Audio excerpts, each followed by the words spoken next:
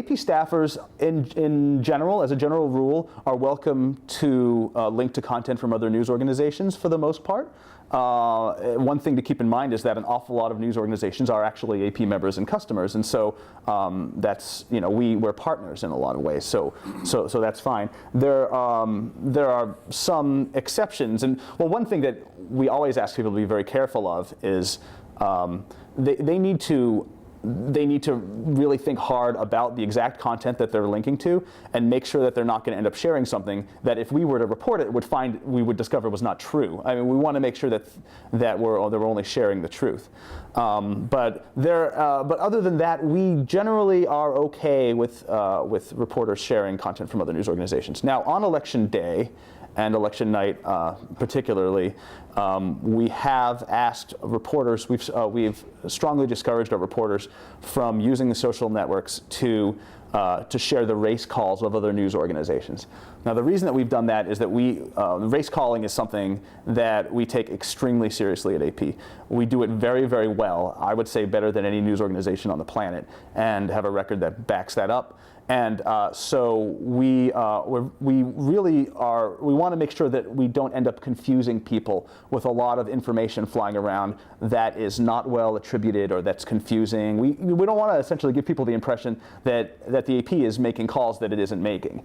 And there's going to be an awful lot of noise on election night, and it's going to be a confusing time for a lot of people. So we want to just keep things nice and simple and straightforward. And you know, trust me, as soon as we know that a race is decided and voting has been completed in that state, we'll make that call as soon as we're confident of doing it. If we haven't made a call, it's not because we haven't gotten around to it. It's because we have decided that it's not time to make that call, and we're not yet certain.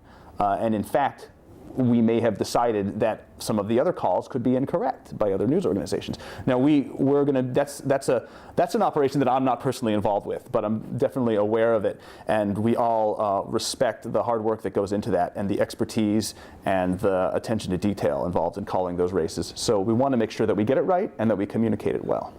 In terms of some best practices about how we use Twitter in particular here at AP, there are a lot of it is tailored from one journalist to the next because of their particular needs, but there are some general rules that we ask people to follow.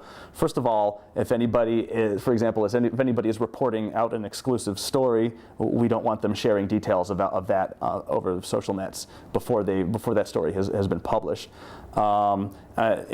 Similarly, we want to make sure that nobody is sharing any kind of information that will ever put any AP journalist in any kind of danger or put them at risk of being arrested, and the same goes for AP sources. And we're all over the world, including in a lot of very dicey places, so we have to make very careful decisions about what we share publicly in any way. But in terms of how journalists are using Twitter, what I always say is the priority one is to learn to use it as a way to enhance your news gathering abilities. Use it to break stories, to find content you wouldn't already have your hands on, and use that to enhance your ability to report effectively. Exactly how that's done is going to vary from person to person, but we have a number of reporters who've gotten very good at using Twitter to develop sources, to get ideas for stories, and as I said, to find content that they themselves don't have, and it can be extremely effective.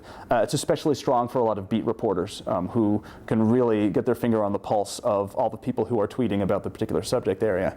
We also want to put our journalists out there as being the experts that they are on whatever it is that they cover. And this is something that I think at AP has sometimes been a challenge over the years because of the fact that we're mostly wholesalers of news. A lot of times people aren't even aware of the reporter behind the story or the photographer behind the picture or the video journalist behind the piece of video.